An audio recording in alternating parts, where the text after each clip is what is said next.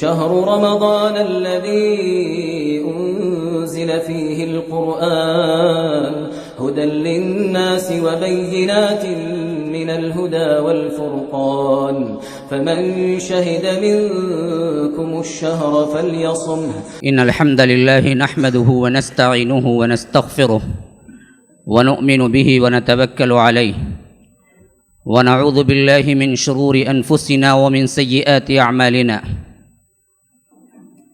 من يضلل الله فلا مضل له من يهده الله فلا مضل له ومن يضلل فلا هادي له وأشهد أن لا إله إلا الله وحده لا شريك له وأشهد أن محمدًا عبده ورسوله. أما بعد فإن خير الحديث كتاب الله وخير الهدي هدي محمد صلى الله عليه وسلم وشر الأمور محدثاتها وكل محدثة بدعة وكل بدعة ضلالة وفي رواية وكل ضلالة في النار. فأعوذ بالله من الشيطان الرجيم. بسم الله الرحمن الرحيم. ربنا اغفر لنا ولإخواننا الذين سبقونا بالإيمان ولا تجعل في قلوبنا غلا للذين آمنوا ربنا إنك رؤوف رحيم. اللهم أرنا الحق حقا وارزقنا اتباعه وأرنا الباطل باطلا وارزقنا اجتنابه. اللهم علمنا ما ينفعنا وانفعنا بما علمتنا وارزقنا علما. رب اشرح لي صدري ويسر لي أمري واحلل عقدة من لساني يفقه قولي. برادران اسلام، واجب الاحترام بزرگوں، دوستوں، عزیز ساتھیوں، لائق احترام ماؤں اور بہنوں، اللہ تبارک و تعالیٰ کا فضل، اس کا احسان، اس کا کرم کہ جو سلسلہ ہم نے شروع کیا تھا خلافت راشدہ کا 30 سال، اور اس سلسلے میں اللہ تبارک و تعالیٰ نے جو توفیق مجھے دی، میں نے آپ کو اصحاب رسول اللہ صلی اللہ علیہ وسلم کے بارے میں اور خاص کر تاریخ اسلام کے ابتدائی زمانے میں کیا ہوا اور ہمیں کیا نصیحتیں ملی، اس کو ذکر کرنے کے لیے میں نے انتہائی اپنی حیثیت سے کوشش کی. لیکن اس میں جو کچھ بھی زبان سے اللہ تبارک و تعالی نے کہلوایا، اس میں سے جو اچھا ہے وہ سب کا سب اللہ کی تعریف کے لائق ہے، میرا کوئی اس میں کمال نہیں. اور جو کچھ غلط کہہ گیا یا جو کچھ میں نے اپنی زبان سے کوئی بات ایسی کہہ دی جو کہ شان صحابہ میں تنقیص ہو، تو میں اللہ تبارک و تعالیٰ کے پاس رحمت کی امید کرتا ہوں، معافی مانگتا ہوں کہ اللہ تبارک و تعالیٰ صحابہ کے شان کی تنقیص میں اپنی زبان کو بند رکھنے اور شیطان کے الفاظ کو استعمال کرنے سے ہمیں اجتناب کرے. تو آج کا جو سلسلہ ہے یہ ہمارے لحاظ سے بہت ہی اہم ہے، اس حیثیت سے بھی کہ رمضان المبارک کی 29ویں رات ہے. اللہ کے رسول صلی اللہ علیہ وسلم کے فرمان کے مطابق طاق راتوں میں لیلۃ القدر کو تلاش کرنے کا جو حکم دیا کہ اس حیثیت سے ہماری یہ آخری رات ہے، اور اس حیثیت سے بھی کہ ہمارے پروگرام کی بھی اینڈنگ آخری رات ہے، اور اس حیثیت سے بھی کہ خلافت راشدہ کے سلسلے میں جو سال میں نے گنوائے تھے اس کے بھی یہ آخری سال ہیں.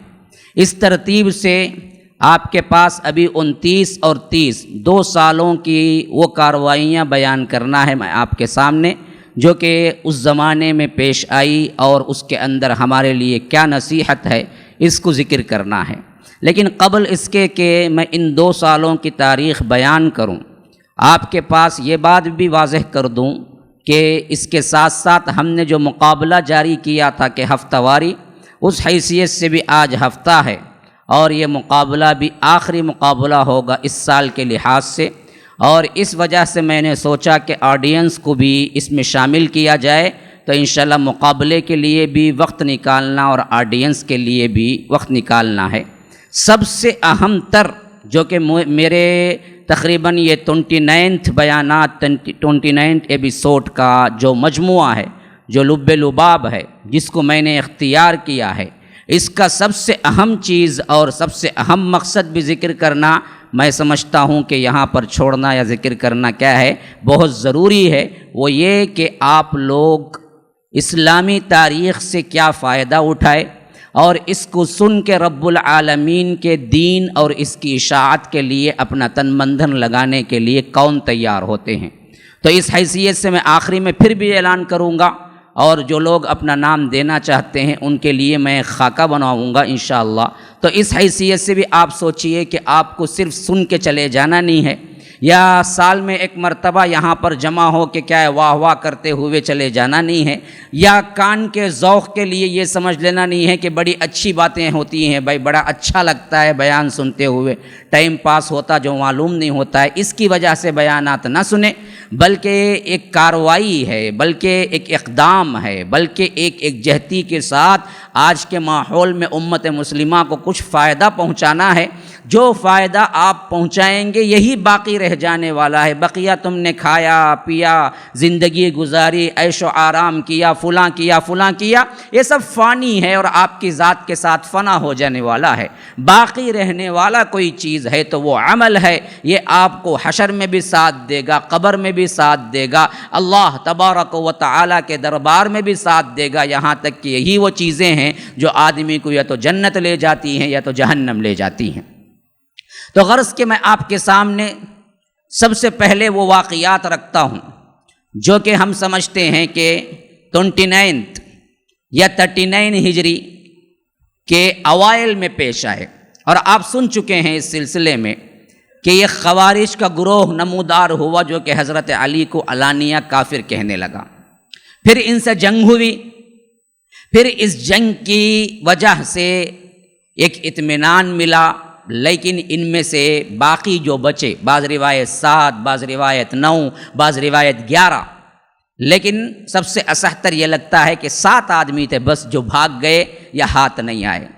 یہ 7 ہی دراصل بعد میں آگے چل کے جتنے بھی فرق بنے اس کی بنیاد بھی بنے یہ، اور ان فرقوں میں سب سے اہم جو ابتدا میں اسلام کی مخالفت اور اختلاف کیا وہ 3 فرقے ہیں، اچھی طرح سمجھ لیجئے، یہی وہ 3 فرقے ہیں جو آگے چل کے 70 پر 3 فرقوں میں تبدیل ہوں گے، ہوئے اور آج ہیں۔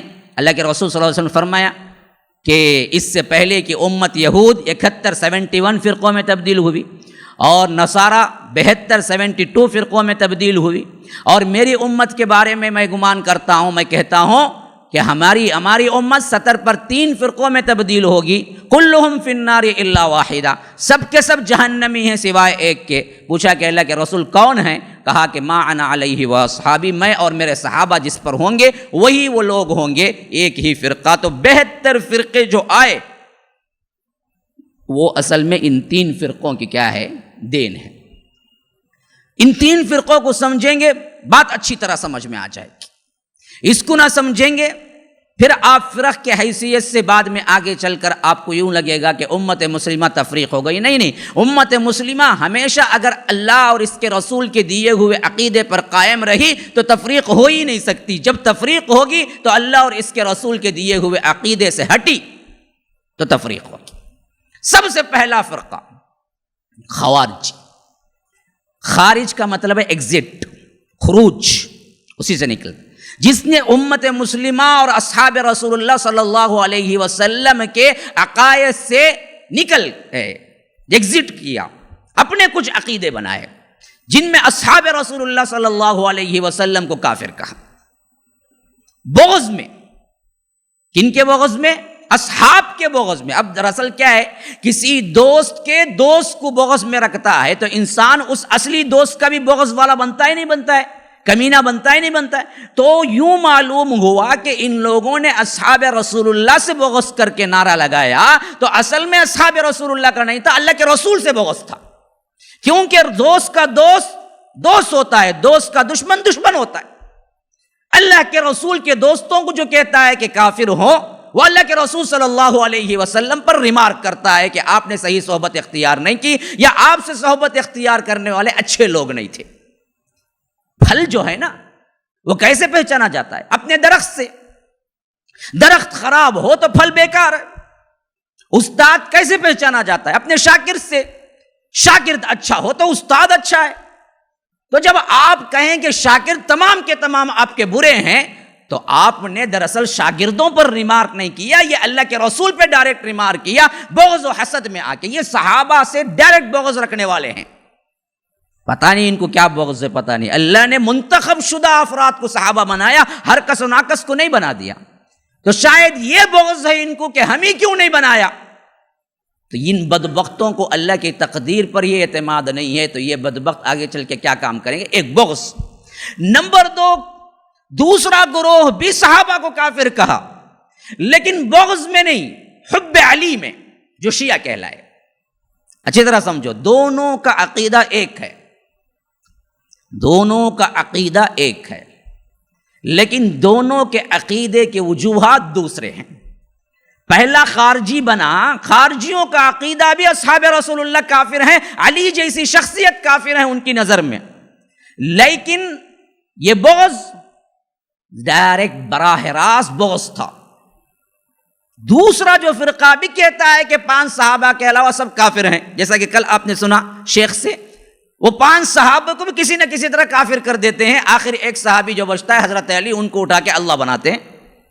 تو انہوں نے بھی کفر ہی کہا حضرت صحابہ کرام کے بارے میں، لیکن ان کا طریقہ کیا تھا؟ ہم محبت میں کہتے ہیں۔ کن کی محبت میں جی کہتے ہیں؟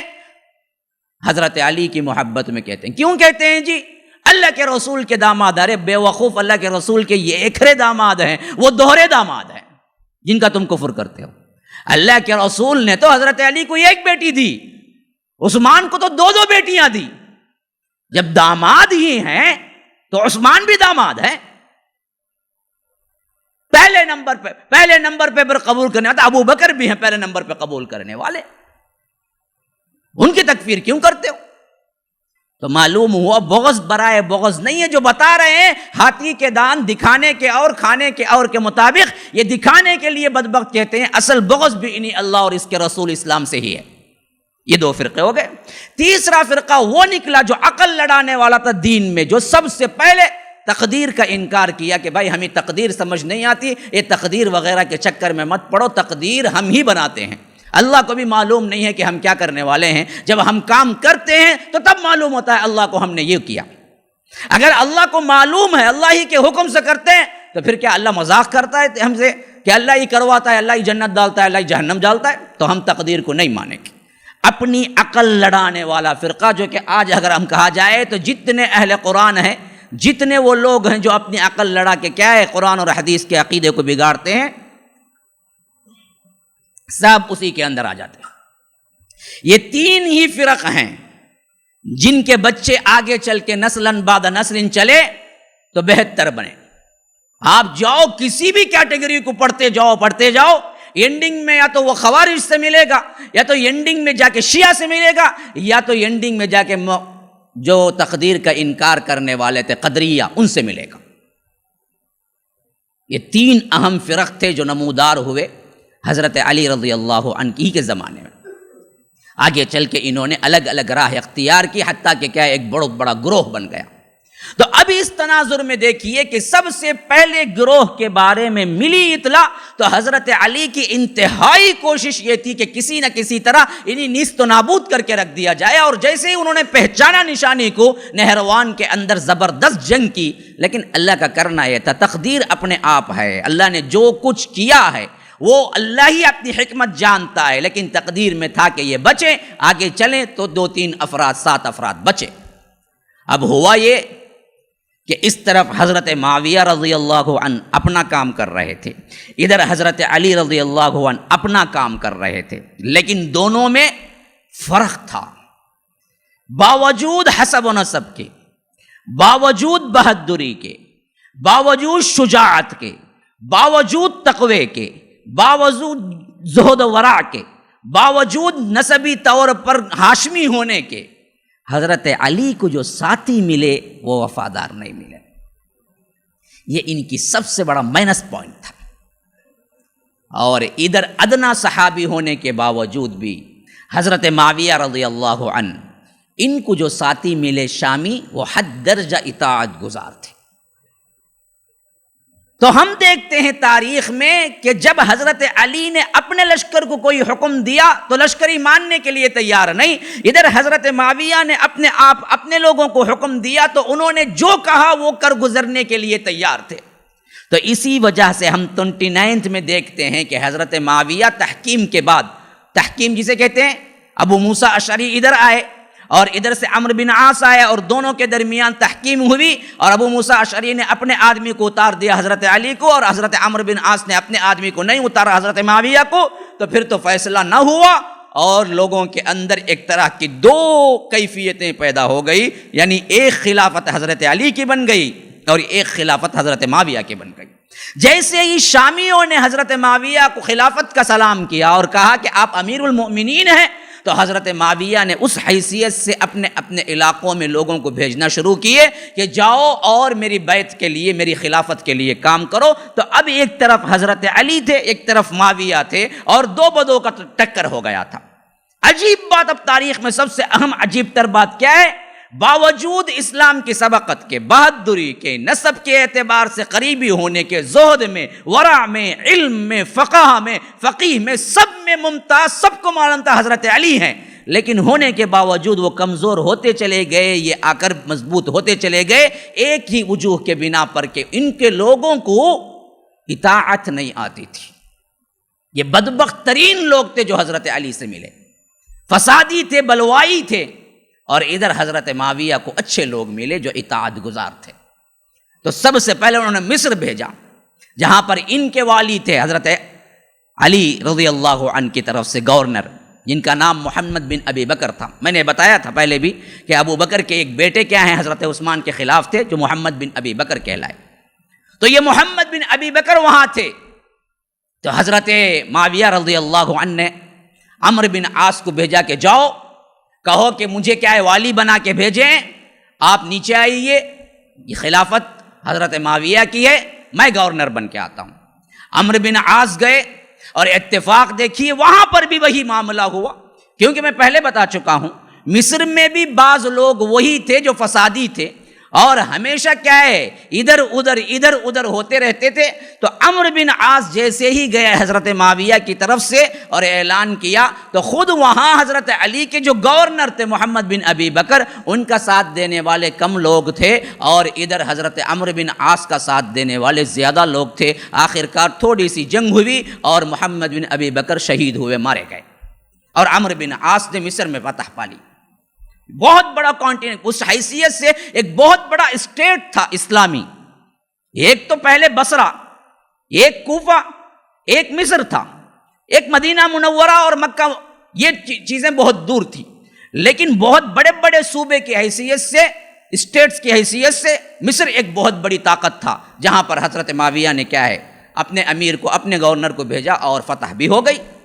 اب یہ محمد بن ابی بکر کے بارے میں بھی سن لیجئے، یہ وہ شخصیت ہے جو حجۃ الوداع میں اللہ کے رسول صلی اللہ علیہ وسلم کے ساتھ ابو بکر تھے، تو اس وقت ان کی بیوی کیا ہے، حمل سے تھی، اور عین اس وقت جہاں پر وہ حرم کے قریب میں تھے تو ان کی پیدائش ہوئی محمد بن ابی بکر کی، اور ان کی ماں کا نام ہے اسماء بنت عمیس، اور یہ ماں بھی عجیب ہیں، تاریخ میں دیکھتے ہیں تو ایسی شخصیات بہت کم ہیں جن کے حصے میں نامدار ایسے شوہر آتے ہوں۔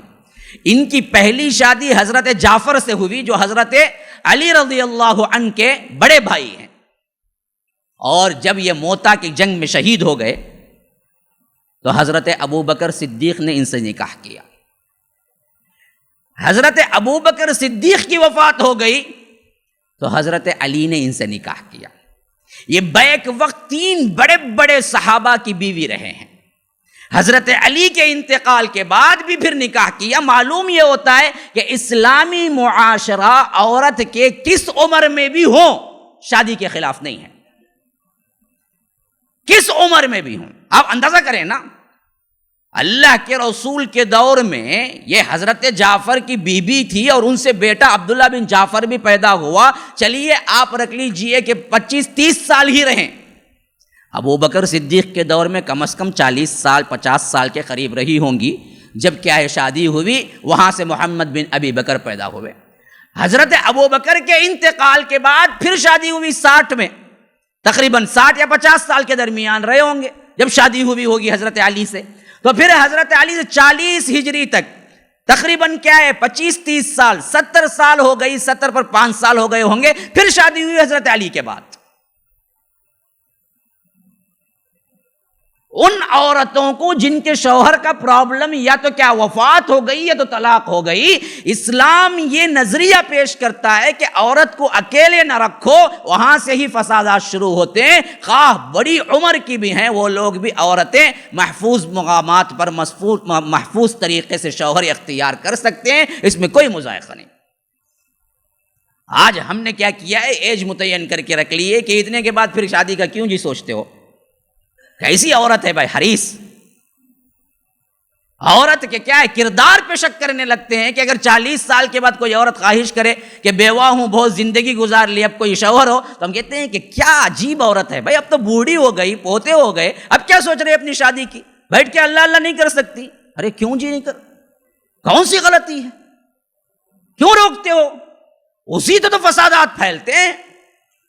ان کو ان کا شوہر مل جائے، اس کے لیے وہ بنے سورے، اس کے لیے وہ عام جیسے اختیار کرتی ہیں بیویاں وہ اختیار کریں تو مصروف رہیں گی. خاندان میں کیا ہے، یہ ننندوں کا مسئلہ بھی نہیں ہوگا، یہ جیٹوں کا مسئلہ بھی نہیں ہوگا. پتہ نہیں مجھے بولتے ہوئے بھی ہنسی آتی ہے، عجیب طرح کے نام رکھے ہو ہم. ننند بولنے میں بڑی مشکل ہوتی ہے، وہ کوئی ٹمل کا لفظ لگتا ہے. پھر جیٹ کہاں کا وہ جیٹ آیا یا کھیٹ آیا پتہ نہیں ہے. ایک کو کہتے ہیں جیٹ، ایک کو کہتے ہیں کیا کہتے ہیں وہ دیور ہے، جیٹ ہے، یہ سب کیا ہے عجیب و غریب نام ہے.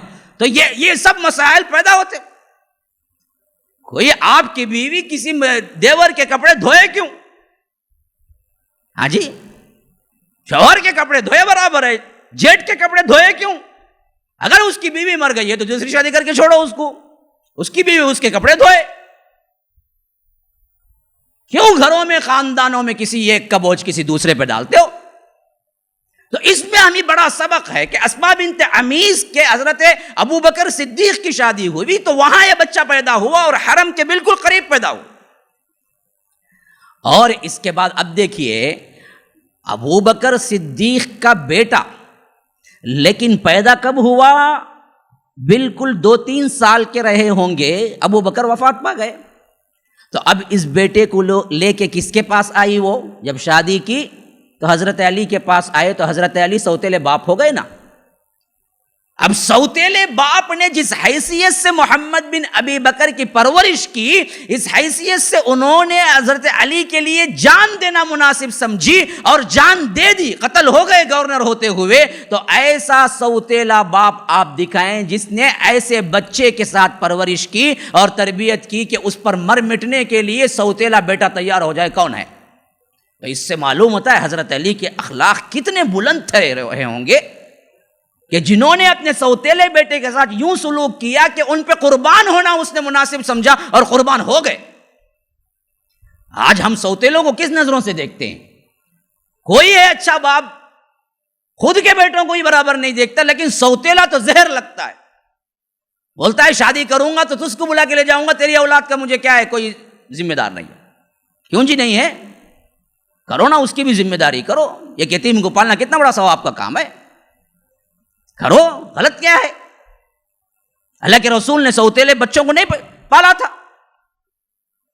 کتنے بچوں کو پالا تھا.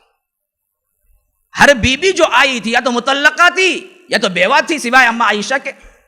اب ان کے بچے دوسرے شوہروں سے تھے، اللہ کے رسول پالتے تھے انہیں. جس طرح ایک باپ نہیں پالتا اس سے زیادہ پالتے تھے. تو یاد رکھیے یہ چیز اسلامی معاشرے میں بدرجہ عتم موجود تھی کہ کسی بھی عورت کو بیوہ یا مطلقہ سے منحوس سمجھنا، ان کو الگ رکھنا اور ان پر لعن طعن کرنا، یہ ہندوؤں سے ہم نے مل کے جو 800 سال گزارے نا، اس وجہ سے ہمارے اندر یہ کیٹیگری، یہ کردار پیدا ہوا. ورنہ تو کبھی اسلام نے انہیں نہ منحوس سمجھا، نہ انہیں غلط سمجھا، نہ کمزور برابر کے حق دلائے کہ تمہارا کوئی بھی کنڈیشن، کوئی بھی معاملہ ہو، کتنی بھی عمر ہو، تمہیں شوہر بھی مل سکتا ہے، تم شادی شدہ زندگی بھی گزار سکتی ہو، کوئی مسئلہ نہیں. تو غرض کہ محمد بن ابی بکر بھی قتل ہوئے اور وہاں پر بھی کیا حضرت عمرو بن عاص گورنر بنے. تو حضرت علی رضی اللہ عنہ کی خلافت میں مصر جاتا رہا. اب باقی بچے تھے کیا؟ پہلے ہی شام چلا گیا تھا، بصرہ والے نہیں مانتے تھے، کوفے والے وہاں ہی رہتے ہوئے حضرت علی کو کافر کہتے تھے۔ اب حضرت علی کا درد بھی سمجھیے کہ کیا گزر رہا ہوگا ان پر۔ وہ شخصیت جس نے اپنا تن من دھن سب کچھ قربان کیا اور دل سے چاہتا ہو کہ لوگ جڑ جائیں، لیکن ان کو جو لوگ ملے اس حیثیت سے ان کو کیا تکلیف ہوئی ہوگی ذرا سوچ لیجئے کہ ادھر مصر گیا، اب باقی رہ گئے تھے مکہ مدینہ، بڑے بڑے شہروں میں باقی رہ گئے تھے مکہ مدینہ۔ اب مکے میں بھی یہ حال ہوا کہ حضرت عبداللہ ابن عباس جو اتنے دنوں سپورٹر تھے وہ بھی دل برداشتہ ہو گئے، حضرت علی کی سپورٹ چھوڑ دی بعض روایتوں کے مطابق، تو مکہ بھی جاتا رہا۔ پھر مدینے میں بھی حضرت معاویہ نے اپنے آدمی کو بھیجا، بسر بن ارطات۔ یہ بسر بن ارطات وہاں گیا اور بالکل بڑی سختی سے پیش آیا، تو مدینے کے لوگوں نے بھی اطاعت قبول کر لی۔ تو اس نے کہا کہ تم نے قبول کی یا نہ کی، اس سے مجھے کوئی فرق پڑنے والا نہیں ہے۔ جو بڑے بڑے صحابی ہیں اور خاص کر حضرت ابو سعید خدری کا بڑا چلتا تھا مدینے کے اندر، محدث بھی ہیں بہت بڑے، حدیث کے راویوں میں ان کی روایتیں بہت ہیں، کثرت سے ہیں، تو اس نے کہا کہ یہ ابو سعید خدری جب آ کے بیعت نہیں کر لیں گے میں تم سب کو چھوڑنے والا نہیں ہوں۔ تو وہ لوگ ڈھونڈتے ڈھونڈتے حضرت ابو سعید خدری کے پاس گئے اور ان پر دباؤ ڈالنے لگے کہ آپ آئیں ورنہ تو ہماری جان خطرے میں ہے۔ تو حضرت ابو سعید خدری اس وقت کیا ہے امہات المومنین کی طرف دوڑے اور کہا، خاص کر ام سلمہ رضی اللہ عنہا سے کہ آپ بتائیں میں کیا کروں، ایک طرف میں دل سے نہیں چاہتا کہ بیعت کروں اور ایک طرف موت کھڑی ہوئی ہے، موت کو گلے لگا لوں یا میں بیعت کر لوں۔ تو امہات المومنین میں سے جن سے پوچھا گیا ام سلمہ نے کہا کہ دیکھو امت کا اختلاف واقعتاً برا ہے، اب خواہ پھر تمہارے اوپر کوئی نہ کوئی کیا ہے فوج کشی ہوگی، پھر کوئی گروپ بنے گا، جاؤ بیعت کر لو، متحد رہنا یہ ہمارے لیے مناسب ہے۔ تو ابو سعید خدری آئے اور بیعت کر لیے، تو مدینہ بھی جاتا رہا۔ اب پورے علاقے چلے گئے حضرت علی رضی اللہ عنہ کے پاس سے، سوائے دو کہ ایک تھا ایران، ایک تھا بصرہ کوفہ، بس بقیہ سب جگہ حضرت معاویہ رضی اللہ عنہ کے گورنر تھے اور خلافت بھی مستحکم ہو چکی تھی۔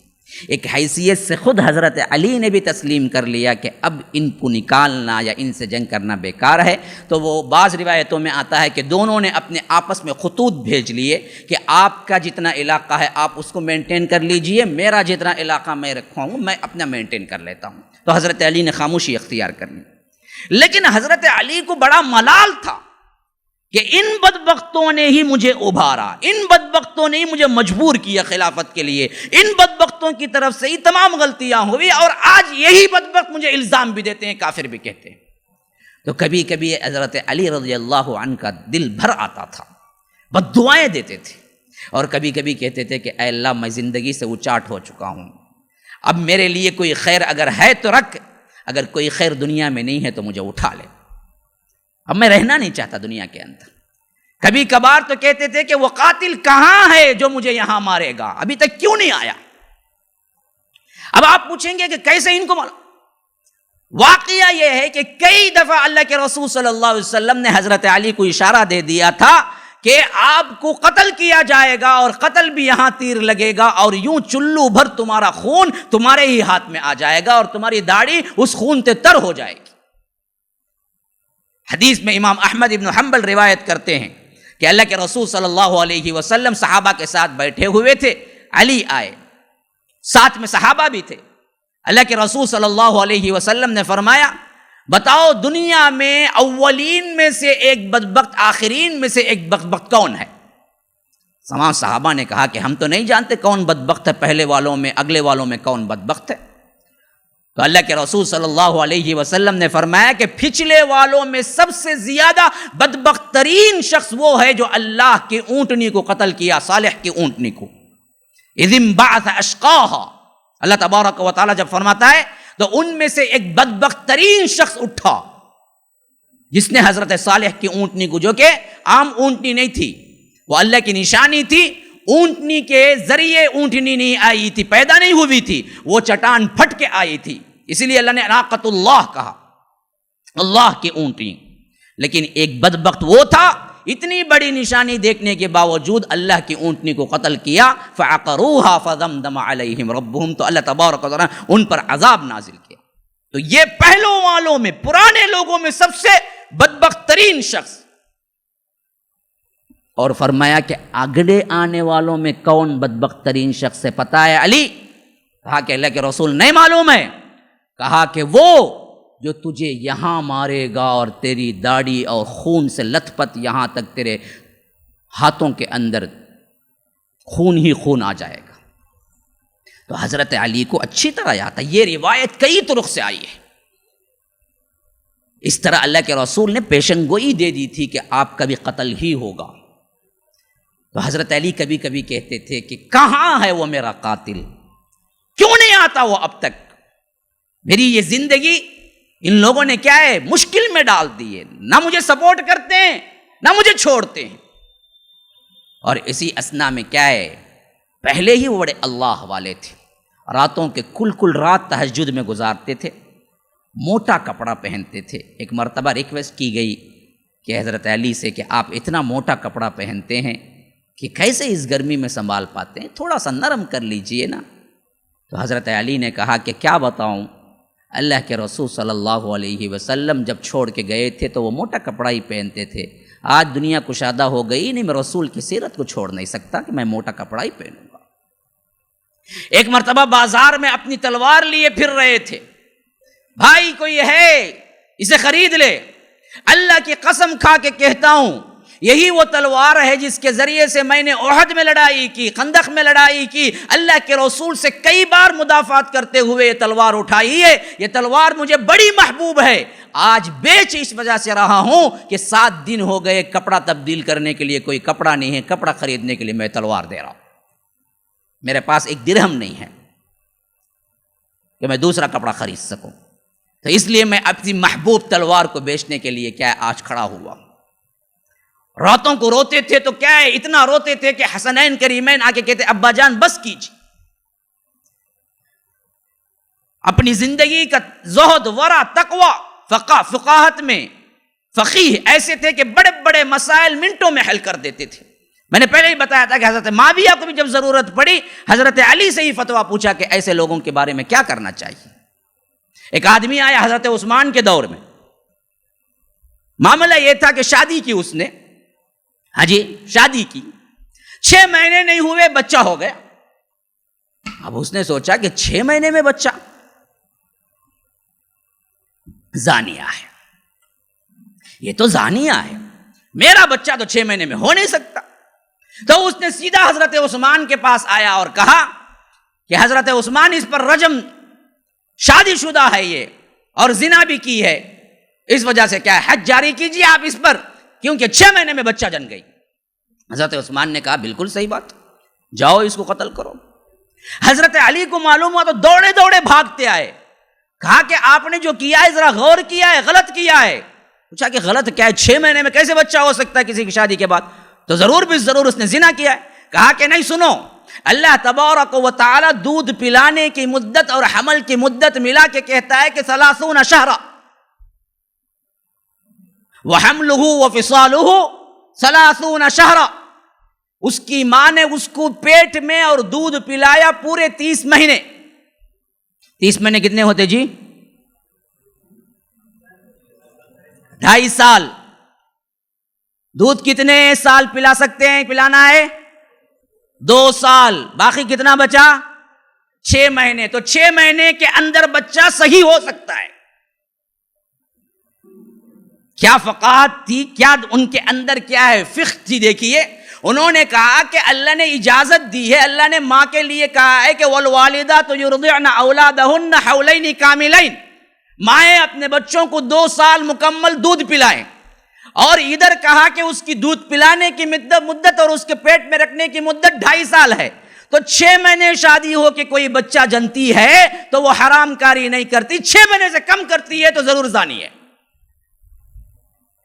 تو انہوں نے کہا کہ 6 مہینے ہی تو ہوا ہے تو صحیح ہو سکتا ہے، اسی کا بچہ ہے۔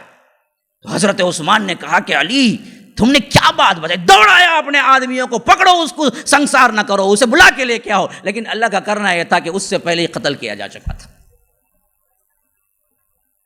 ایسے ایسے مسائل آتے تھے کبھی کبھی کہ صحابہ حیران ہوتے تھے. اسی لیے حضرت عمر کا اگر میں پناہ مانگتا ہوں جس مجلس میں علی نہ ہو میں کوئی فیصلہ نہ کروں.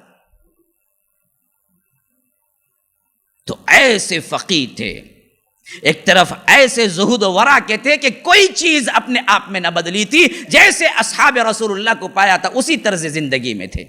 لیکن ان لوگوں کی بدبختی اور ان لوگوں نے جو کچھ حضرت علی کے ساتھ کیا، اس وجہ سے کبھی کبھی آنسو نکل آتے تھے تو کبھی کبھی دعائیں اٹھ جاتی تھی، کبھی کبھی سیدھا آ کے کوئی کہتا تھا کہ اے کافر.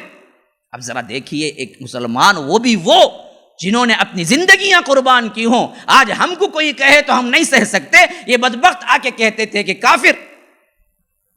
حضرت علی پہ کیا گزرتی ہوگی، یہ سب سہا. پھر اس کے بعد 40 ہجری شروع ہوئی تو ادھر حضرت علی ہمیشہ کہا کرتے تھے کہاں ہے وہ قاتل، کیوں چپ بیٹھا ہے اب تک، کیوں نہیں آتا. ایک مرتبہ ایک شخص کو دیکھا، کوفے میں ایک شخص کو دیکھا تو وہ دھمکی دے رہا تھا حضرت علی کو کسی بات. تو حضرت علی نے کہا کہ میرا قاتل معلوم ہوتا ہے شاید ہے. اپنے ساتھی سے کہا، جو ساتھ میں تھے ان سے کہا یہ میرا قاتل معلوم ہوتا ہے. تو انہوں نے فوراً کہا آپ قتل کیوں نہیں کر دیتے جبکہ آپ کو معلوم ہے کہ یہی آپ کو قتل کرنے والا ہے. تو حضرت علی نے مسکرا کے پوچھا میرے قاتل کو میں کیسے قتل کر سکتا ہوں. بات سمجھ رہے؟ اللہ کے رسول کے احادیث پر، اللہ کی تقدیر پر کیا اعتماد تھا. دیکھیے کہ باوجود معلوم تھا کہ فلاں قاتل ہے، پھر بھی انہوں نے کہا کہ میں دفاع میں کیا کر سکتا ہوں، وہ تو میرا قاتل ہے نا، جب مجھے قتل کرے گا پھر اس کے بعد نہ کچھ معاملہ اس سے ہوگا، میں کیسے قتل. آج ہم کیا کریں گے، کون سے بھی خالی ذرا برا بولے گا تو وہاں سے 70 اٹھا لے کو نکلتا ہوں، خیر میں کرتا ہوں، دیکھ تجھے کیا کرتا ہوں، دیکھ میں کیا کیا سنا ہوں تیرے بارے میں، چھوڑوں گا تجھے، یا تو رہنا یا تو میں رہنا. کیا کیا باتیں نہیں کر لیتے. اصحاب رسول اللہ کی زندگیاں پڑھیں تو واقعتاً حیران رہ جائیں گے، سن ہو کے بیٹھ جائیں گے. آخر یہ زندگیاں بھی کچھ زندگیاں ہیں ہماری جو ہم گزار رہے ہیں. تو 40 ہجری شروع ہوئی. ادھر حضرت علی تنگ آئے ہوئے تھے اور ادھر حضرت معاویہ کی سلطنت بڑھ رہی تھی. یہ جو 7 چھوٹے نا، ان میں 5 ادھر ادھر ممالک پہ پہنچ گئے. کوئی بصرہ بھاگا، کوئی کیا ہے شام بھاگا، کوئی مصر بھاگا. لیکن 3 اچانک اکٹھا کیا ہو گئے، حرم میں مل گئے. یعنی کسی نے حرم آیا پہلے، دوسرا بھی حرم آیا، تیسرا بھی حرم آیا. اچانک حرم میں جب طواف کر رہے تھے تو تینوں مل گئے، ایک دوسرے کو پہچان لیا اور کہا کہ ارے ہم تو کیا ہیں، پرانے ساتھی ہیں نا جی، بیٹھیں گے، مل بیٹھ کے بات کریں گے. تو مل کے بیٹھ کے بات کرنا شروع کر دی. بات میں جب بات نکلی تو اس ایک نے کہا کہ بھائی جنگ نہروان میں جو میرے ساتھی قتل ہوئے ہیں، اس کے بعد تو ایسا لگتا ہے کہ جینا ہی بیکار ہے دنیا میں، ہمارے پورے ساتھی مارے گئے، اب رہ کے دنیا میں کیا کرنا. جب ایسی باتیں ہوئی تو تینوں نے پلان بنایا کعبۃ اللہ کے حتیم میں بیٹھ کے. آپ کو معلوم ہے حتیم کیا ہے؟ حتیم وہ حصہ ہے جو کعبۃ اللہ ہی کا ہے. جب اللہ کے رسول صلی اللہ علیہ وسلم کے زمانے میں پیسہ کم پڑ گیا تھا بنانے کے لیے تو انہوں نے کعبۃ اللہ کو چھوٹا کر دیا اور حتیم کے لیے ایک کیا ہے 4 دیواری مقرر کر دی. جہاں آج بھی کوئی جاتا ہے کعبۃ اللہ میں تو اس کے لیے اجازت ہوتی ہے کہ اندر جا کے نماز پڑھ لے. وہ جو گول طور پر کیا ہے ایک دیوار اٹھی ہوئی ہے وہی حتیم ہے جو کعبۃ اللہ کا حصہ ہے. آج اس طرح کی بھیڑ ہے، لیکن پرانے زمانے میں یہ بھی کھلا ہوا کیا ہے میدان ہی کی طرح ہوتا تھا، کوئی بھی جا کے کتنا وقت بیٹھ سکتا تھا، اتنی بھیڑ تو نہیں تھی. تو وہاں بیٹھے بیٹھے یہ 3 آدمی، ایک کا نام تھا عبد الرحمن بن ملجم. دیکھیے نام کتنا اچھا ہے اس کا. بدبخت کا نام کیا تھا؟ عبد الشیطان نہیں تھا، شنمگم نہیں تھا، منسامی نہیں تھا. تھا کیا اس کا نام؟ عبد الرحمن.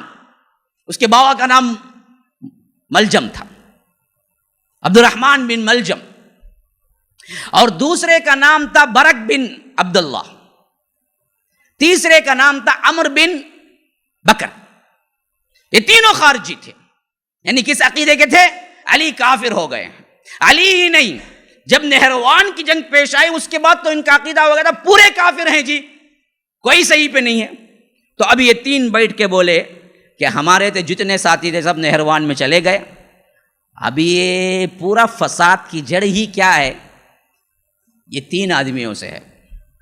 کون کون؟ ایک ادھر حضرت علی کوفے میں، ایک شام میں حضرت معاویہ ہیں، ایک دراصل مصر میں عمرو بن عاص ہے. یہ تینوں کو ہم قتل کر دیں گے تو امت نجات پا جائے گی. اب ان کے ذہنوں میں آیا فطور، نیک کام سمجھ رہے ہیں. ایسے بہت سے کیا ہے نکلتے ہیں نوجوان، نیک کام سمجھ کے کیا ہے انگار میں ہاتھ ڈالتے ہیں، سمجھتے ہیں نیک کام. ایسا ہی بدبخت تھا یہ بھی. تینوں نے کہا کہ یہ 3 ہی اصل ہیں، یہ تینوں کو ختم کرو امت نجات پا جائے گی، اس کے بعد کسی کو خلیفہ چن لیں گے. تو عبد الرحمن بن ملجم نے کہا کہ بھائی علی کی طرف سے تو میں کافی ہوں، میں پکا ارادہ کر چکا ہوں، میں قتل کر لوں گا، میں سنبھال لوں گا کوفے میں. برق بن عبداللہ نے کہا کہ بھائی معاویہ کے لیے میں کافی ہوں، میں جاتا ہوں شام، کسی نہ کسی طرح موقع دیکھ کے قتل کر دیتا ہوں. عمرو بن بکر نے کہا کہ میں عمرو بن عاص کے لیے کافی ہوں. پھر معاہدہ ہوا. دیکھو آج تم اپنے مشن پہ تیار ہو کے نکل جانا. برابر 17 رمضان صبح فجر کے وقت جب یہ لوگ نماز کے لیے پڑھانے آئیں گے، اپنا کام تمام کر دینا. میں شام پہنچوں گا تو مصر پہنچنا، عبد الرحمن بن ملجم کوفہ پہنچنا. پھر ہم قتل کے بعد موقع ہوا تو ملیں گے یا تو ہم قتل ہو جائیں گے، کیونکہ بہت بڑا نیک کام کر رہے ہیں، ہم شہید ہی ہوں گے. ان کا عقیدہ کیا تھا؟ مر بھی گئے تو جنت ہی ملے گی ہمیں. امت کو بہت بڑی کیا ہے پریشانی سے چھٹکارا دے رہے ہیں ہم. تو یہ باتیں طے ہو گئی. 17 رمضان مقرر ہو گیا 40 ہجری کا. اور یہ تینوں افراد 3 اشخاص کو پوائنٹ آؤٹ کر لیے کہ جنگ وغیرہ نہیں، چھپ کے دھوکے سے قتل کر دیں گے، وہ بھی نماز فجر میں برابر جب وہ نماز کے لیے نکلیں گے. اب یہ کہہ کے کیا عبد الرحمن بن ملجم ادھر آیا اور یہ پہنچا برق بن عبداللہ شام اور عمرو بن بکر مصر. اب یہ کہ اللہ کا کرنا کچھ اور تھا. دونوں بچ گئے، ایک شہید ہو گئے. اب اس کا واقعہ کیا ہوا؟ ادھر معاملہ یہ تھا کہ حضرت علی رضی اللہ عنہ کے پاس جب یہ کوفہ آیا نا، بالکل اپنا ارادہ چھپائے ہوئے ایک اچھا مسلمان نمازی تہجد گزار کے انداز میں آتا تھا اور مسجد میں بیٹھ جاتا تھا، ذکر اذکار میں ہوتا تھا، یا نہیں تو کیا ہے روزوں میں ہوتا تھا کہ لوگ دیکھیں کہ کوئی انسان آیا ہے بہت دور سے اور کہہ رہا ہے کہ کیا ہے مسافر بھی ہے اور ساتھ ساتھ کیا عبادت گزار بھی، اچھی بات ہے بیٹھ جائے. لیکن اصل میں اس کو تھا کہ اکیلے مارتے ہوئے ڈر لگتا تھا، حیدر کے سامنے کیسے اپنی تلوار نکالے. وہ سوچتا تھا کہ کوفہ میں بھی کوئی ایک بندہ اس کا ساتھی مل جائے تو کام بن جائے گا. تو وہ ڈھونڈنے لگا کوئی خارجی ہے یہاں پر بھی. تو دیکھتے دیکھتے دیکھتے دیکھتے کیا ہوا کہ وردان نامی ایک شخص ملا جس کے ساتھی نہروان میں مارے گئے تھے، وہ بھی خارجی تھا. اس نے اپنی پلاننگ میں شامل کی، کہا کہ اصل مسئلہ یہ ہے جی میں آیا اس وجہ سے ہوں کہ میں اصل میں حضرت علی کو قتل کرنا ہے. تو اس نے کہا کہ کیا بات کرے بیوقوف، تجھے پتہ بھی ہے حضرت علی پہ تلوار اٹھانے کی ہمت ہے تجھے؟ وہ ہیں جو حیدر کہلاتے ہیں اور سبقت الی الاسلام میں پہلے ہیں. تو کیسے یہ نیت کر چکا ہے کہ تیرے ہاتھ سے ہوگا یہ کام؟ کہا کہ وہی تو میں بھی مانگ رہا ہوں کہ میرے ہاتھ سے نہیں ہوگا، تو بھی ساتھ دے. میں ساتھ دینے کے لیے تیار نہیں. تو اس نے کہا کہ دیکھ تیرا بھائی مارا گیا، تیرا باپ مارا گیا، تیرا فلاں فلاں مارا گیا، اب قصاص میں تو مار لے تو کیا غلط ہو جائے گا، اللہ بھی معاف کرنے والا ہے. تو اس کی بات سمجھ آ گئی. تو اس نے کہا کہ اچھا جی میں تجھے چھپایا رکھتا ہوں، پھر اس کے بعد ہم پلاننگ کریں گے. وہ بدبخت ایک گھر میں لے جا کے چھپانے رکھا تو وہاں پر ایک لڑکی تھی جو کہ وہی خارجی خاندان کی تھی، بلکہ بات کہتے ہیں کہ وردان کی بیٹی تھی. اس کا نام تھا قطام. بڑی حسین و جمیل لڑکی تھی. ابھی یہ دیکھا تو پاگل بن گیا. وہ تو ہوتا ہی نا جی پاگل. کہا کہ لہا کے کیا ہے لو لہان ہو جاتے ہیں، لو کر کے خون ہو جاتے ہیں. ہاں لو بولے تو بھی کیا محبت، لہو بولے تو بھی کیا خون، لو کر کے لو لہان ہو جاتے ہیں. ہاں تو اب یہ بھی لو لہان ہونے لگا. اس نے کہا کہ میں تیری شادی کرنا چاہوں. وہ بدبخت عورت تو حضرت علی کے بغض میں اس حد تک بڑی ہوئی تھی. اس نے کہا کہ میرا مہر دو گے تو میں شادی کر لوں. اس نے پوچھا کہ کیا مہر دوں؟ کہا کہ میرا مہر یہ ہے کہ 3,000 درہم دیں، ایک لونڈی دیں، حضرت علی کا سر چاہیے. کیسے بدبخت ترین لوگ پیدا ہو چکے تھے دیکھیے خارجیوں میں. اس نے کہا کہ نہ میرے پاس 3,000 درہم نہ لونڈی ہے، ہاں تیرا ایک آخری کام کر سکتا ہوں، حضرت علی کا سر دے سکتا ہوں، کیونکہ اسی نیت سے آیا. اس بدبخت نے کہا کہ چلو اسی پہ نکاح ہو جائے کہ بس مجھے آخری شرط بھی تم پوری کر دو تو کافی ہے۔ تو بعض روایتوں میں ہے کہ نکاح ہو گیا، بعض روایتوں میں ہے کہ نکاح نہیں ہوا، بس اس نے وعدہ کر دیا کہ تو قتل کر کے آ، اس کے بعد میں نکاح کر لیتی۔ تو اب کیا ہو گیا، اب ساتھی کی محبت بھی مل گئی بدبخت کو، جیسی روح ویسے فرشتے بولتے، ویسا جیسی نیت کر کے آیا تھا ویسے لوگ مل گئے اس کو، اب تو اور زیادہ اچھلنے لگا کہ کام بنانے کے لیے کیا ہے، وسائل مل گئے۔ اب اسی دوران کہا جاتا ہے کہ کبھی کبھی یہ حضرت علی کی نظروں سے بھی گزرتا تھا، تو حضرت علی کہتے تھے کہ میرا قاتل ہو کے خاموش جا رہا ہے۔ یعنی ایک طرح کی دور اندیشی اللہ پیدا کر دیتا ہے دینداروں میں، فہم فراست پیدا کر دیتا ہے، جو لوگ دیکھتے ہی پہچان جاتے ہیں کہ کس نیت سے کائی کو آیا ہے، لیکن اللہ والے ایک انجان بنتے ہیں، اپنے آپ کو بتاتے نہیں۔ تو حضرت علی جانتے تھے اس کی نیت ٹھیک نہیں ہے، لیکن جب لوگ کہتے تھے کہ آپ اس کو قتل کیوں نہیں کرواتے، تو کہتے کہ میرے قاتل کو میں کیسے قتل کروں جی، وہ تو میرا قاتل ہے۔ تو غرض کیا ہے، حضرت علی کا عام معمول یہ تھا کہ نماز فجر کو بہت پہلے اٹھ جاتے تھے، اور جتنی اللہ نے چاہی نماز پڑھتے تھے، پھر بہت پہلے مسجد میں آنے والا بندہ، ہمارے مسجد میں آنے والا بندہ کیا ہے، بڈھا مؤذن جسے گھر میں بھی جگہ نہیں، انہیں آتا اللہ پڑھ کو، پہلے آخری میں بڑے لوگ آتے ہیں۔ تو اس زمانے میں مالا کیا تھا کہ سب سے پہلا مسجد میں داخل ہونے والا بندہ حضرت علی تھے۔ وہ آتے، نماز پڑھتے، پھر اس کے بعد نماز پڑھانے کی جگہ کھڑے ہوتے، اور جب آتے نا کہتے آتے یا ایھا الناس الصلاۃ الصلاۃ، یا ایھا الناس الصلاۃ، لوگوں نماز کا ٹائم ہو گیا ہے، لوگ نماز کا ٹائم ہو گیا ہے، آ جاؤ آ جاؤ، یہ کہتے ہوئے آتے۔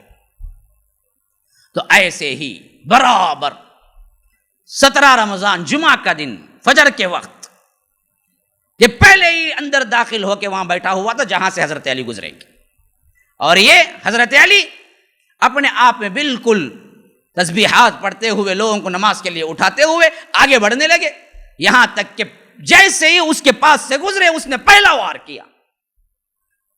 جیسے ہی پہلا وار ہوا حضرت علی نے کیا اس کو پکڑ لیا، کہا کہ بدبخت مجھ پہ تو نے تلوار اٹھائی، کہا کہ کیوں نہ اٹھاؤں، میں نے اسے 1000 درہم میں خریدا ہے، اور 1000 درہم کا زہر کے اندر اس کو ڈبویا ہے، میں تو تمہارے قتل ہی کا انتظار کر رہا تھا۔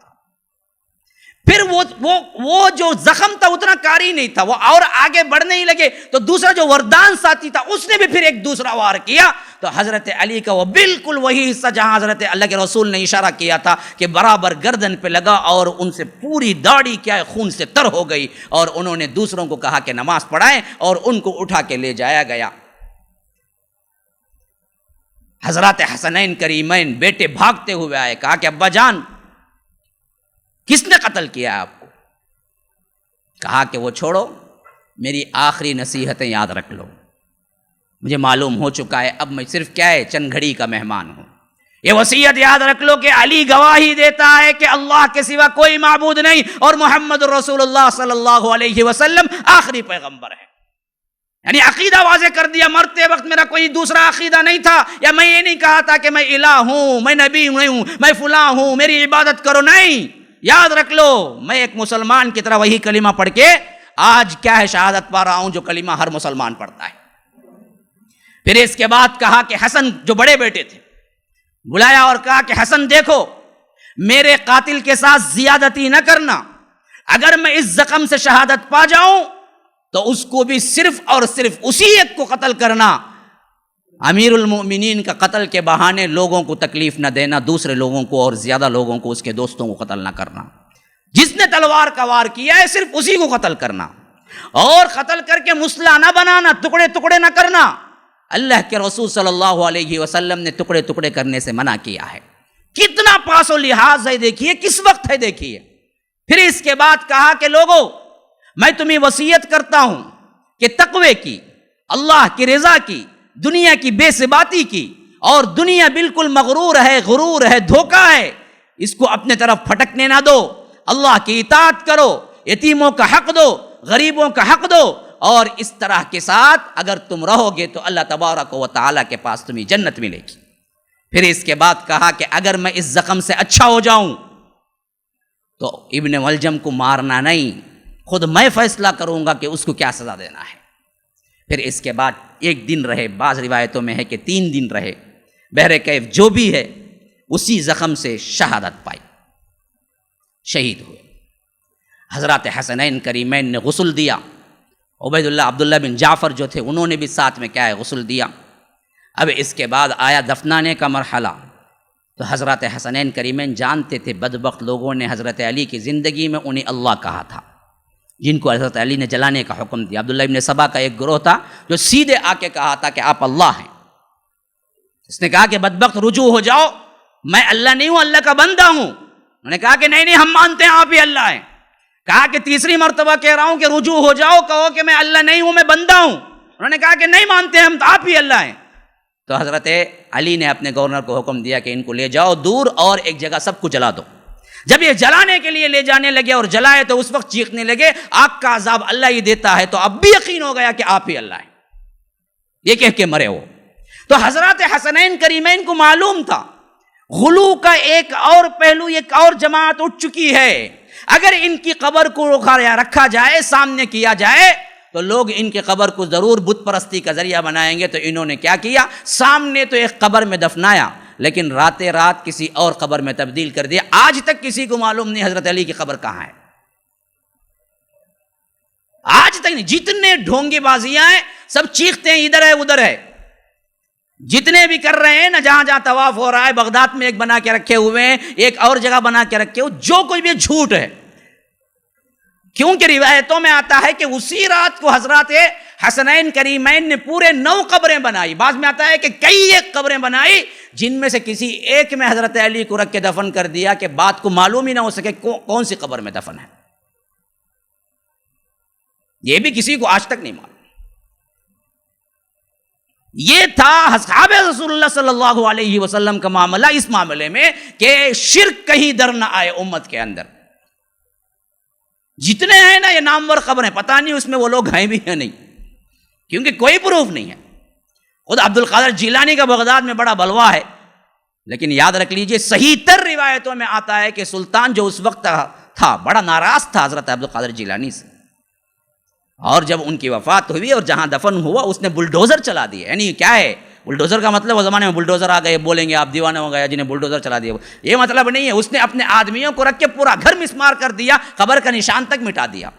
اب جو بعد میں بنا کے نقلی خبر رکھے ہوئے ہیں اللہ ہی جانتا ہے اس میں عبد القادر ہیں یا کوئی اور قادر ہیں، ابھی بنا کے رکھ لیے۔ چاندی بنانی ہے نا جی، کتنا سونا آتا ہے، وہی سائی بابا کا قصہ ہے۔ تو یہ چیز ہمارے ہاں عام ہوتی گئی، ورنہ تو کیا ہے اصحاب رسول اللہ جانتے تھے کہ لوگ اس میں جائیں گے۔ تو اس حیثیت سے یہ سب سے بہترین شہ سوار اسلام کا، سب سے سبقت الی الاسلام کرنے والا یہ بندہ آخر کار اس طرح کیا ہے شہادت پائی، اور اس کے بعد دفن ہوئے۔ اور ادھر سنو کیا ہوا، یہ 2 بواقی تھے، ایک عمرو بن عاص کو، ایک حضرت معاویہ کو قتل کرنے کا جو عزم لے کے نکلا تھا۔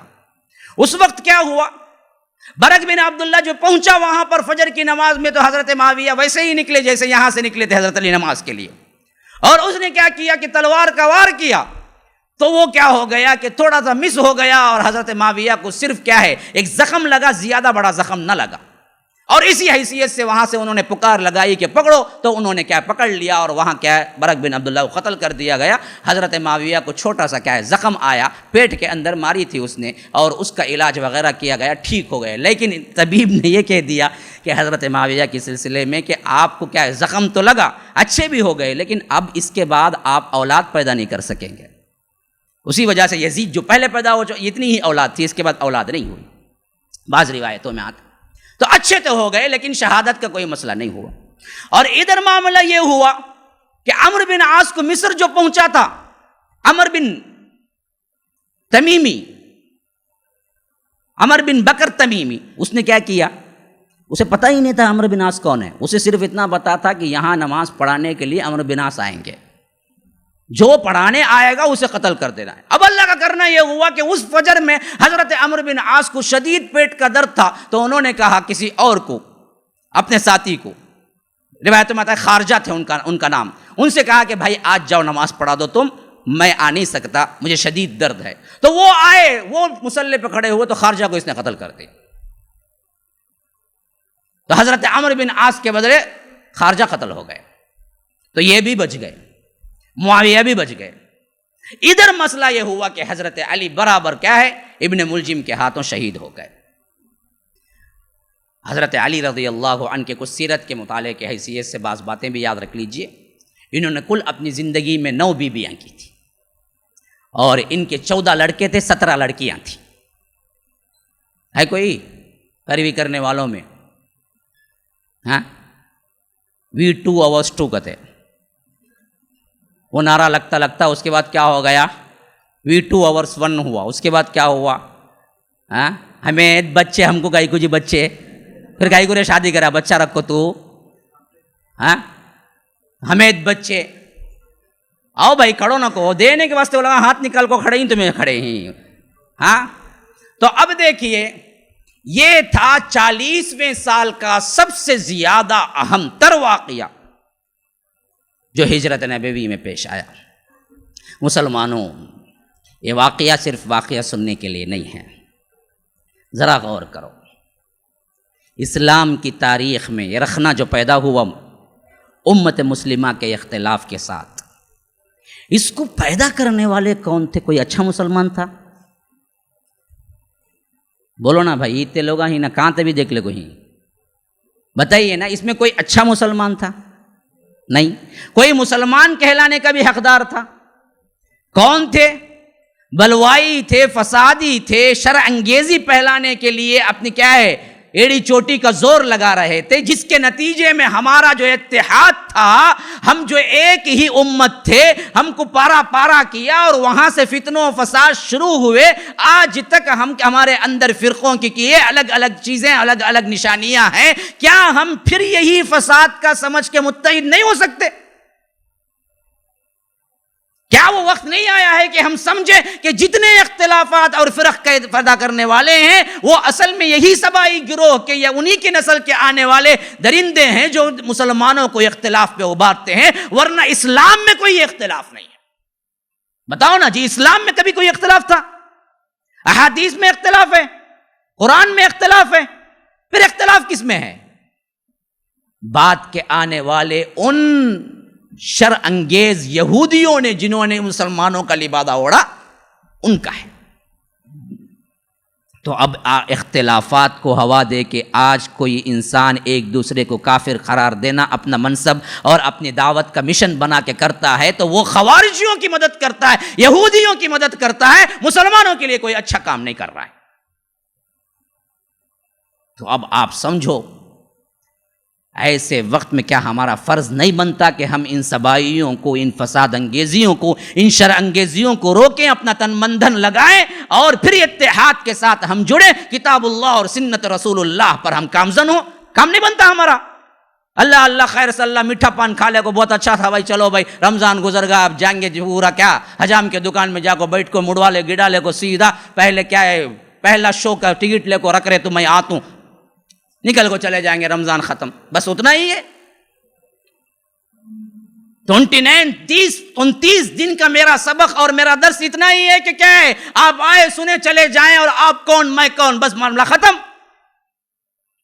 کیا دل نہیں چاہتا کہ اب بھی کہ جو زندگی ملی ہے اللہ کے کام میں لگائیں، اور اللہ تبارک و تعالی کا قرب ہو، اور آخری وقت فرشتہ آئے تو آپ کو پکارے، یا ایتھا النفس المطمئنہ ارجعی الی ربک راضیۃ مرضیہ فادخلی فی عبادی وادخلی جنتی، کہ آؤ آؤ اے نفس مطمئنہ، اے اللہ کی مرضی اور شریعت پہ چلنے والا نفس، نکل آ، اللہ تیری ملاقات کے لیے تیار ہے، تجھے جنت دینے کے لیے تیار ہے۔ یہ ندا سننا تمہارے لیے کیا نہیں ہے؟ خواہش نہیں ہے، ذوق نہیں ہے، شوق نہیں ہے؟ پھر کہاں جا رہے ہو؟ کیا کر رہے ہو اپنی زندگی کے اندر؟ متحد رہو، متفق رہو۔ ہمارا دین ایک ہے، ہمارا قبلہ ایک ہے، ہمارا قرآن ایک ہے، ہمارا رسول ایک ہے، لیکن ہم ایک نہیں ہیں، ہم ایک نہیں ہیں، ہم سب الگ الگ الگ الگ فرقوں میں بٹے ہوئے ہیں۔ حالانکہ فرقوں میں بٹ کے کام کرنا مسلمانوں کے لیے کوئی فائدہ نہیں ہے، یہ سبائیوں کے لیے فائدہ ہے، خارجیوں کے لیے فائدہ ہے، یہ شیعوں کے لیے فائدہ ہے، یہ شر انگیزیوں کے لیے فائدہ ہے، یہ ان منکران اور یہودیوں کے لیے فائدہ ہے جنہوں نے اسلام کو اول روز چڑھانے کی کوشش کی، اور آج بھی کر رہا ہے۔ تو مسلمانوں یہ 29 دن کا بیان صرف ایک بیان نہیں ہے، یہ ایک سوچ ہے، ایک آئیڈیا ہے، ایک طرق ہے، یہ ایک مسلک ہے، ایک منہج ہے، ایک طریق ہے کہ آؤ متحد رہو، جمو کتاب اللہ سنت رسول اللہ کو بیس بناؤ، اس پر کام کرو بالجماع بالنیہ، کسی کو بڑا بنا کر اپنا تن من دھن لگاؤ، پھر تو دیکھو اللہ تبارک و تعالی کس طرح رحمتوں کا نزول کر رہا ہے ہمارے اوپر۔ ہم تو کیا ہیں، بکھرے ہوئے اس ریوڑ میں سے اس بکری کی طرح ہیں جو اپنا ریوڑ چھوڑ کے بھاگتی ہے تو بیڑیا آسانی کے ساتھ اٹھا کے لے جاتا ہے۔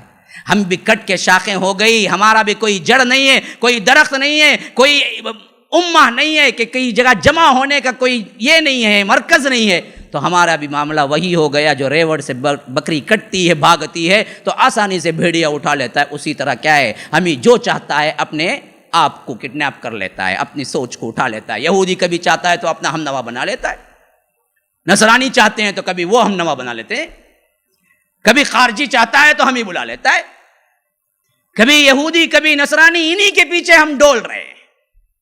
ہمارا طرز دیکھیے نصرانیوں کا، ہمارے عقیدے دیکھیے یہودیوں کے سے۔ اللہ کے بندے ہی بھائی، رحمت للعالمین کی امت بھائی، ہمیں جا کو جائیں گے کیا جہنم میں؟ اللہ ہم نہ سیدھا جنت میں ہوں لے کو جائیں گا نہیں، کھوڑے پہ بٹھا کو ہمیں جا کو جائیں گے۔ یہی تو بولتے تھے وہ بھی، نحن ابناء اللہ واحباؤ، ہم اللہ کے بیٹے اور اس کے محبوب ہیں، اللہ ہم نہ جنت میں ڈالیں گے، جہنم میں ڈالیں گا، کائی کو ڈالتا؟ وہ آج بہت گناہ کر لیے تو چپ کے ایک سیر کو لے کو جائیں گا، دیکھ لیں گے کہ لوگوں ہمیں کیسا ہے جہنم، سیدھا پھر جنت کو آ جائیں گے۔ ایسا بولتے ہیں ہمیں بھی، عقیدہ یہودیوں کا، طرز نصرانیوں کا۔ اسی لیے تو اقبال نے کہا وَزَمِ تم ہو نصارا تو تمدن میں ہنود، یہ مسلمان ہے جنہیں دیکھ کے شرمائے یہود، تم میں سید بھی ہو، مرزا بھی ہو، افغان بھی ہو، لیکن تم سبھی کچھ ہو بتاؤ تو مسلمان بھی ہو۔